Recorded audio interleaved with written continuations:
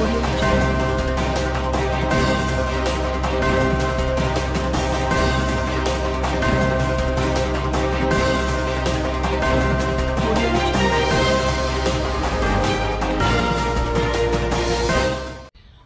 वालेकुम नाज़रीन, मैं हूं राजा असद और आप देख रहे हैं लीडिंग स्टोरी। आज जो शख्सियत हमारे साथ मौजूद है वो किसी तारफ़ की मुजाद नहीं है। सरदार फ़हीम अब्बासी साहब जो आज़ाद कश्मीर की ब्यूरोक्रेसी में महकमा पुलिस में एडिशनल IG रिटायर्ड हुए हैं। आज़ाद कश्मीर की आवाम के लिए सबसे बड़ा फ़ख्र है कि महकमा पुलिस में ये जिस पोस्ट में गए इससे पहले कबल कोई भी कश्मीरी जो वो नहीं जा सका है। हमारे साथ मौजूद है इनकी ईमानदारी, दयानतदारी और इनकी जो है ना साफ नीयत, साफ गो इंसान, ये मशहूर हैं। ये महकमा पुलिस में बहुत सारे ब्यूरोक्रेट्स इनके खिलाफ रहे हैं। आज इनसे पूछते हैं कि इस सारे सर्विस के दौरान 35-36 साल के दौरान क्या वजूहात हैं कि आपके खिलाफ महकमा भी आपके खिलाफ, आपके कुलीग भी आपके खिलाफ, आपके सियासतदान भी आपके खिलाफ, इसकी वजूहात क्या हैं। आज हमारे साथ मौजूद हैं। अस्सलाम वालेकुम सर, कैसे हैं आप? सबसे पहले तो आपको बहुत बहुत मुबारक हो, आप अमल दमन कमीशन माइना कमीशन के चेयरमैन बन गए नवाज से, कल ही नोटिफिकेशन हुआ है। तो एक छोटा सा सवाल ये है कि आपने 37 साल सर्विस की है और बड़ी ईमानदारी से और बड़ी नेक नामी से आपने वहाँ पर काम किया है। तो ये 20वें ग्रेड का जो ये अमल दमन कमीशन है चेयरमैन, सियासी पोस्टिंग है, इसको आपने कैसे लेने की ख्वाहिश की या आपको कैसे दिया गया, आपने कैसे कबूल कर लिया? आपके इल्म में है, मैं पिछले इतवार को यहाँ आया था। ये नोटिफिकेशन कल ही हुआ है, मैं वापस जाऊंगा तो इसके बारे में मैं बात कर सकूंगा। पोस्ट कोई छोटी बड़ी या सियासी कैसी से ज्यादा जरूरी ये होता है कि आपके पास कितना स्पेस है कोई काम करने का। तो मैं तो हमेशा से ये बिलीव करता हूँ कि आप किसी हैसियत में भी कहीं कंट्रीब्यूट कर सकें तो वो कर लेनी चाहिए। तो इसके बारे में क्लैरिटी नहीं है, चूंकि मैं इधर था, मेरे साथ कोई बात नहीं हो सकी किसी की। तो वज़ीर आज़म साहब ने इससे पहले भी जिस दिन मैं आ रहा था उस दिन मुख्तलिफ चीज़ें डिस्कस होती रही। तो अब उनके जहन में क्या चीज़ है वो मैं जब वापस जाऊँगा तो मैं बैठ के बात कर सकूँगा, फिर कुछ फैसला कर सकूँगा। इस पे हज़ारों की तादाद में पोस्टें हैं कि हमें ये नॉट वेलकम टू सरदार फ़हीम अब्बासी, राजा मंसूर एक पार्टी के जनरल सेक्रेटरी हैं, उनको हटा के आपको लाया गया है। इस पे आपका कोई रद्द-ए-अमल है? नहीं, राजा मंसूर मेरा अजीज है, बरखुरदार है, कोई मसला नहीं है। राजा मंसूर से पहले जाहिद अमीन थे, वो भी सियासी, ये दो सियासी शख्सियात हैं। लेकिन इससे पहले नईम शिराज भी रहे हैं, बाकी लोग भी रहे हैं। कोई इस तरह से नहीं है कि ये कोई सियासी पोस्ट है। ये आज़ाद कश्मीर के अंदर जो बेसिकली जो तरक्याती मंसूबात और इस तरह के जो इशूज़ हैं इनके ऊपर एक प्राइम मिनिस्टर सेक्रेटरी के डायरेक्टिव है, उनके ऊपर अमल दरामद के लिए सरदार क़यूम साहब के दोनों बेसिकली अमल दरामद और माइना कमीशन को इकट्ठा करके वो जोड़ा गया था। मुख्तलिफ लोग रहे, लेकिन ये इशू नहीं है। मैंने आपको बताया कि मैं वापस जाऊंगा, कल मेरी फ्लाइट है, तो वापस जाके फिर मैं वहाँ बैठ के बात कर सकूंगा। चले, क्या इशू है अभी इस पे और मजीद एक सवाल भी है कि चेयरमैन अमल दमन कमीशन है, क्योंकि इतलात ये चल रही हैं, खबरें भी चल रही हैं कि इस हुकूमत में बहुत सारे ठेके मेरिट के खिलाफ दिए गए, बहुत सारे भर्तियाँ की गई फाशी सतह पे। आप इसको कैसे हैंडल करेंगे? पहली बात यह है कि इस हुकूमत को छोड़ें। पिछले 37 सालों में कौन सी भर्ती मेरिट हुई है मुझे बताएं। कौन सी तबादला मेरिट पे हुआ है? ठीक, मतलब मैं रात को भी जैसे बात की, इस बात को छोड़ें। हम लोग जो हैं, हमारा सारी जो दौड़ कश्मीर में है, लेकिन हम वहाँ की क्या तालीमी पॉलिसी क्या है, बल्दियात की पॉलिसी क्या है, जुडिशरी का क्या है, एग्जीक्यूटिव का क्या है, इंतजामिया का क्या है, लेजिस्लेशन क्या कर रही है, ये सारे इदारे कोई भी इदारा काम नहीं कर रहा। और चूंकि उस तरह से एक पूरी रियासती ढांचा मौजूद है, काम कोई नहीं है। 95% बजट जो है वो पे एंड अलाउंसेस सैलरीज का है, ऑपरेशनल बजट आपके पास है नहीं। लिहाजा आप भर्ती करी जा रहे हैं और उसका एंड क्या है? एंड ये है कि 75% آپ کا جو بجٹ ہے وہ نان ڈیولپمنٹ کا ہے, 25% سے بھی کم آپ ڈیولپمنٹ کا ہے. دنیا میں تو یہ الٹ ہوتا ہے کہ آپ کے پاس 75% بجٹ جو ہے, 60% کم از کم بجٹ جو ہے وہ ڈیولپمنٹ کا ہوگا, 40% نان ڈیولپمنٹ کا ہوگا. تب جا کے آپ بیسیکلی ہے کیا ہے, یہ کہ آپ نے ایک ڈیولپ, یہ جو سیاسی جماعتوں کے منشور ہوتے ہیں جس کے اوپر الیکشن رکھتے ہیں, یہ ایک روڈ میپ دیتے ہیں ڈیولپمنٹ کا. اور ہے کیا آزاد کشمیر میں, تو اور آپ کے پاس کوئی فارن ریلیشن یا کرنسی یا ڈیفینس یا وہ تو چیزیں تو نہیں, آپ کے پاس ایک ڈیولپمنٹ ہے, ایک کشمیر کا ایشو ہے. تو یہ جو ڈیولپمنٹ کا روڈ میپ دیتے ہیں آپ اس پہ عمل درآمد کیوں نہیں ہو رہا؟ کوئی پچھلے 30 سالوں کے آپ فگرز اٹھا کے دیکھ لیں, کون سا میگا پروجیکٹ ہو سکا, چھوٹے پروجیکٹس بھی پیپرز کی حد تک ہے. باقی جتنے بھی آپ کے بڑے پروجیکٹس ہیں وہ سارے کرپشن کی نظر ہو گئے. میرپور میں گریٹر واٹر سپلائی اسکیم ہے, آپ نے اکثر سنا ہوگا, وہ جو ایک کیا کون سا وہ جو ہریام برج ہے, جو ہریام ہے, تو وہ مطلب آپ کے پاس تو ایک ہاسپٹل نہیں ٹریٹمنٹ کے لیے, آپ کے پاس ایک اسکول نہیں پڑھائی کے لیے. آپ کو سارا آزاد کشمیر ریفرل سینٹر ہے, لوگوں کو ذرا سے کوئی پرابلم ہو گئی, آپ گئے وہ آپ کو ریفر کر دیں گے جائیں منڈی. ایجوکیشن کی کوالٹی زیرو ہے. تو یہ بہت سارے ایشوز ہیں جن کے اوپر جب تک لوگ غور نہیں کریں گے اور اس سے آگے کی بات نہیں کریں گے تو بات چلے گی نہیں. اچھا سردار صاحب, 35 سالہ 37 سالہ سروس میں آپ کے ساتھ آپ کے کولیگ بھی ناراض, بیوروکریسی بھی ناراض, وجہ کیا ہے؟ آپ پڑھتے کیوں نہیں ہیں؟ جب آپ آگ کی تلاش میں نکلتے ہیں, سچ کی تلاش میں نکلتے ہیں, آپ اکیلے رہ جاتے ہیں. تو یہ سارے جو آپ کے ساتھی ہیں یا بیوروکریسی ہے وہ کرپٹ ہیں, آپ یہ سمجھتے ہیں؟ نہیں, سارے ساتھی کیوں, مطلب وہ تو ظاہر ہے اچھے برے تو ہر جگہ ہوتے ہیں, سارے ساتھی کی تو بات نہیں ہے. لیکن دیکھیں پاکستان کا مسئلہ کیا ہے, آزاد کشمیر کا مسئلہ کیا ہے؟ نمبر 1 کرپشن, نمبر 2 بد انتظامی, نمبر 3 لتھارجی, کوئی کام کرتے ہی نہیں ہے, نمبر 4 اکاؤنٹیبلٹی کا نہ ہونا. دنیا کا کون سا نظام ہے جو سزا اور جزا کے بغیر چل سکتا ہے؟ وہاں تو کوئی کام کرتے ہی نہیں ہے. آپ پتہ کریں نا, دنیا میں ساری میں روڈ میپ بناتے ہیں کہ آج ہم ادھر ہیں, 5 سال کے بعد ہم یہاں ہوں گے, 10 سال کے بعد ہم یہاں ہوں گے. آپ تو جو 30 سال پہلے تو ہم وہیں کھڑے ہیں. کیا کوئی انفراسٹرکچر ڈیولپ کر پایا, کوئی ایجوکیشن ڈیولپ کر پایا؟ آپ کا مد نظر ہے کیا, آپ کرنا کیا چاہتے ہیں؟ سر ایک سوال یہ ہے کہ ریٹائرمنٹ کے بعد آپ نے سرکاری گاڑیاں اپنے استعمال میں رکھی اور بعد میں پولیس نے ریکور کی بڑی دیر بعد, اور آج بھی آپ کے پاس محکمہ انکم ٹیکس کی 1 کروڑ آپ کے پاس ہے. پتہ نہیں کون آپ کو یہ باتیں بتا رہا ہے, پولیس نے ریکور کی. ہر سرکاری افسر کی انٹائٹلمنٹ ہے. ود ان ریٹائرمنٹ کے 6 مہینے تک آپ ہاؤس جو ہے آپ کی انٹائٹلمنٹ آپ رکھ سکتے ہیں. اچھا, اور یہ کوئی ایسی چیز نہیں ہے جو کوئی کسی کی طرف سے کوئی عنایت والی بات ہو. صحیح. سو لوگوں کو یہ ہمارے ہاں لوگ اسکینڈلائز کرنے کی ہر چیز بڑی ایفرٹ کرتے ہیں اس کرنے کی. میں ہر چیز کا جواب دینے کے لیے ہر جگہ پہ ہر وقت تیار ہوں. بہت اچھا. اچھا, دوران ملازمت آپ فارسی کلچر کے خلاف رہے. ہمارے ذرائع کے مطابق آپ نے چیئرمین سی بی آر بننے کے لیے مختلف سیاسی باعث لوگوں سے سفارشیں کرائی. یہ 2 مختلف تعداد کیوں ہیں؟ آپ وزیر اعظم صاحب سے پوچھ لیں. میری بیگم بیمار تھی, ہم لوگ لاہور تھے, وہاں سے واپس آ رہے تھے, موٹر وے کے اوپر تھا, مجھے رات کے 12 بجے وزیر اعظم صاحب کا فون آیا, جیسے کل آیا تھا کہ جی سی بی آر میں یہ کرنا چاہتے ہیں. سی بی آر کی کہانی کیا ہے؟ اتنے بڑے کرپشن کی کہانی ہے کہ لوگوں کو تو اندازہ نہیں ہے کہ 15 سے 20 ارب روپیہ ہر سال کرپشن کی نظر ہو جاتا ہے. 15 سے 20 ارب روپیہ.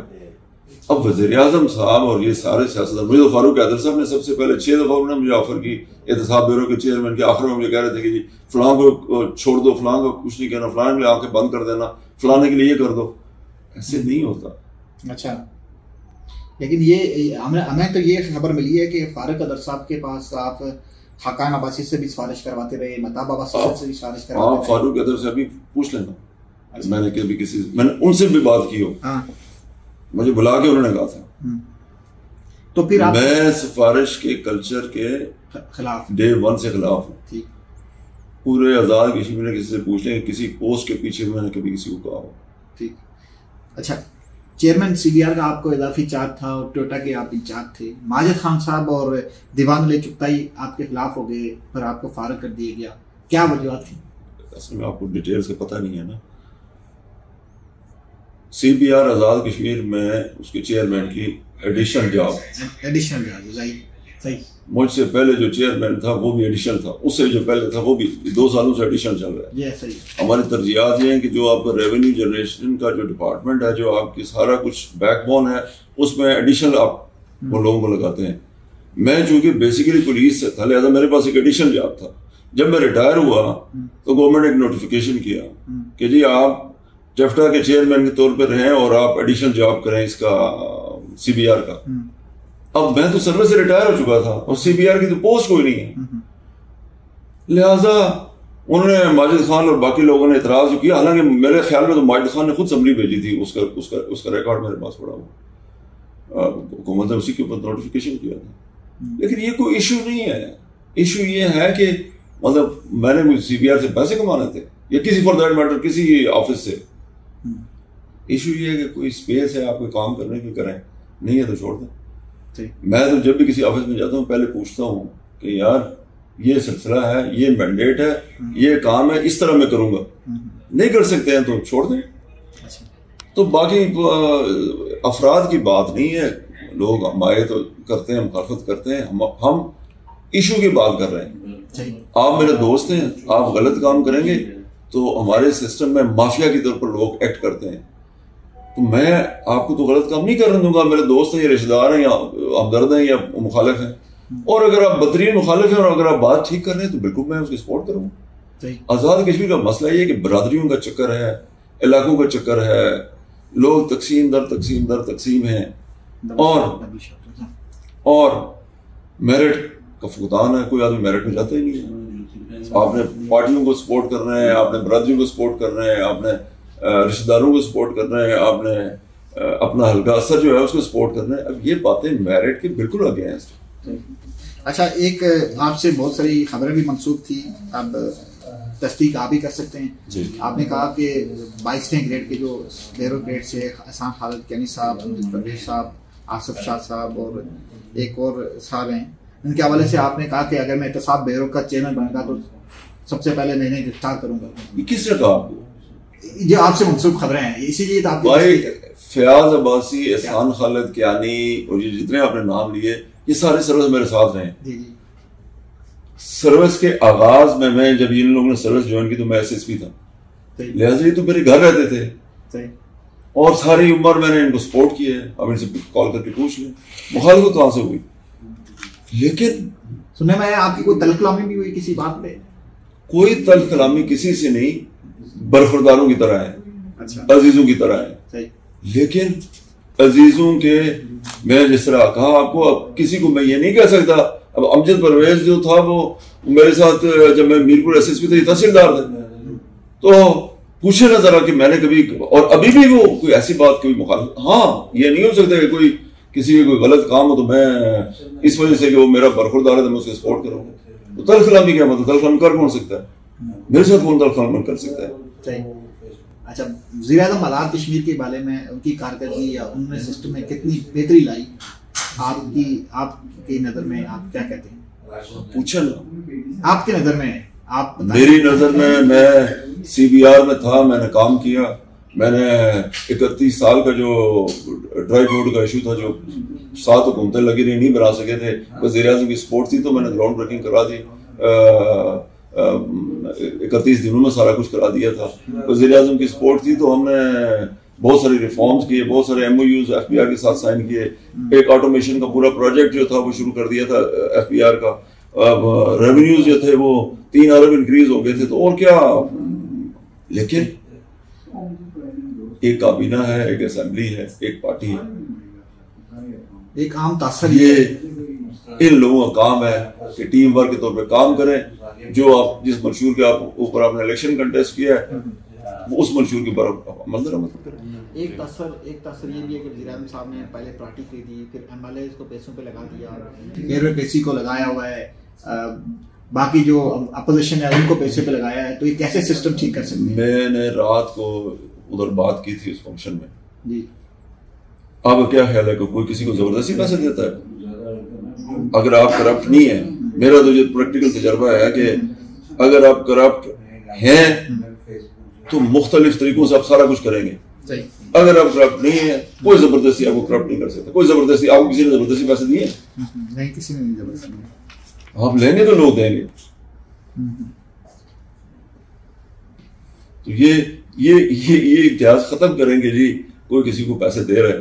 اچھا، آپ پیسے لینے والے نہ بنے.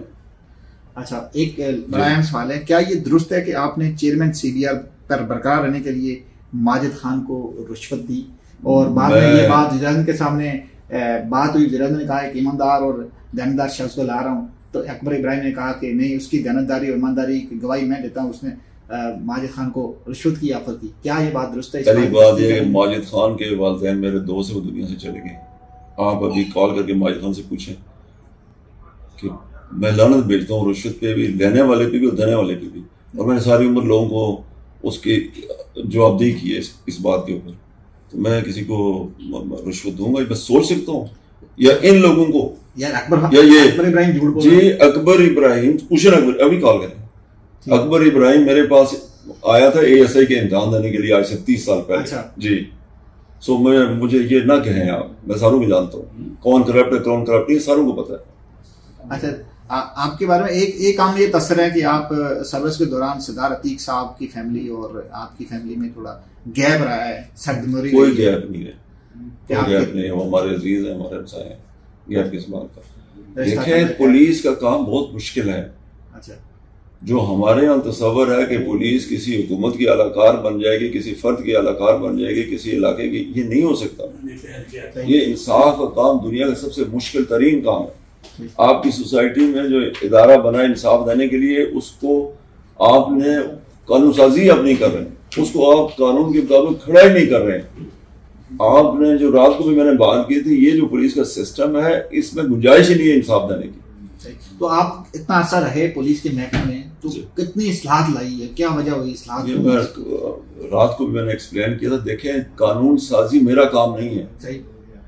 محکمے کھڑے ہوتے ہیں، اس کی سب سے بنیاد ایک لیجسلیشن ہوتی ہے. جیسے پولیس ہے، وہ پولیس کا نظام 1861 کے پولیس ایکٹ کے اوپر ہے. ہم نے 1861 کے پولیس ایکٹ کو چینج کرنے کے لیے بہت ہر حکومت میں ایفرٹ کی، نہیں کر سکے. اس لیے کہ یہ ایکٹ جو ہے یہ کابینہ نے اپروو کرنا ہے، اسمبلی نے پاس کرنا ہے. کابینہ اور اسمبلی کو میں بتا سکتا ہوں دنیا کی بیسٹ پریکٹسز جو ہیں، آپ ان کے سامنے جا کر لا کے رکھ سکتے ہیں کہ جناب یہ ہو رہا ہے. ہائی کورٹ اور سپریم کورٹ کے متعدد ڈیسیژن ہے کہ جی آپ فیصلہ کریں اس کا. پولیس آرڈر 2002 سارے پاکستان میں آ گیا، آپ بھی کریں، آپ نہیں کر رہے. تو اس لیے ہماری جو ایک لمیٹڈ اسپیس ہے اصلاحات کرنے کی، وہ ہم نے ہر دور میں کی. فنکشنل اسپیشلائزیشن کی بنیاد کے اوپر پولیس کو کھڑا کرنے کی کوشش کی، انویسٹیگیشن برانچ بنائی، پوچھیں آزاد کشمیر ہے. یہ جو انیشیٹو تھے یہ سارے میرے تھے. اب اگر پولیٹیکل ول نہیں ہوگی تو کوئی ادارہ کام نہیں کر سکتا، اس لیے کہ اس کی ریگولیشن، اس کا سارا جو ڈے ٹو ڈے سے زیادہ جو اس کی اسٹریٹجک پلاننگ ہے وہ ہمارے پاس نہیں ہوگی. اچھا، جب آپ ریٹائر ہوئے تو کرائم کا ریشو کتنا تھا آزاد کشمیر میں؟ آزاد کشمیر پورے برے صغیر میں، آزاد کشمیر نہیں کشمیر 47 کے بعد، یہ آزاد کشمیر پوری برے صغیر میں سب سے پرامن علاقہ ہے، لوئسٹ کرائم ریٹ ہے. ایک اور اچھی بات یہ ہے کہ یہ کرائم جو ہے پچھلے 20 سالوں کا ہینیس کرائم ڈکلائن کر رہا ہے. اچھا، آج سے 20 سال پہلے اگر 300 مرڈر کیسز رپورٹ ہو رہے تھے تو اب 150 سے بھی کم ہو گئے. ہائی وے رابری، ڈکیتی، اس طرح کے آپ نے اگر آپ دیکھیں اس کو نام و نشان نہیں ہے. اور یہ صرف آزاد کشمیر ہے. اور یہی وہ چیزیں ہیں جو میں یہاں بات کر رہا تھا کل بھی، کہ آپ یہ جو دبئی میں بیٹھے ہیں، یہ جو ٹورزم کو پروموٹ کر کے انہوں نے اپنی اکانومی ٹرن اراؤنڈ کی ہے، اس کی بنیاد پرامن سوسائٹی ہے، پیس ہے، سیکیورٹی ہے. لوگ یہاں کیوں آتے ہیں؟ سیکیورٹی کے لیے آتے ہیں. یہ سیکیورٹی کی انوائرمنٹ آپ وہاں مہیا کریں تو سارا کچھ وہاں بھی ہو سکتا ہے. تھینک یو سو مچ، آپ کا بہت شکریہ. یہ تھے سردار فہیم عباسی صاحب، جنہوں نے بڑے تفصیل کے ساتھ جس طرح انہوں نے سروس میں ایمانداری اور دیانتداری سے کام کیا، آج انٹرویو میں بھی بڑی تفصیل کے ساتھ سوالوں کا جواب دیا۔ ملتے ہیں دوبارہ بریک کے بعد، بہت شکریہ۔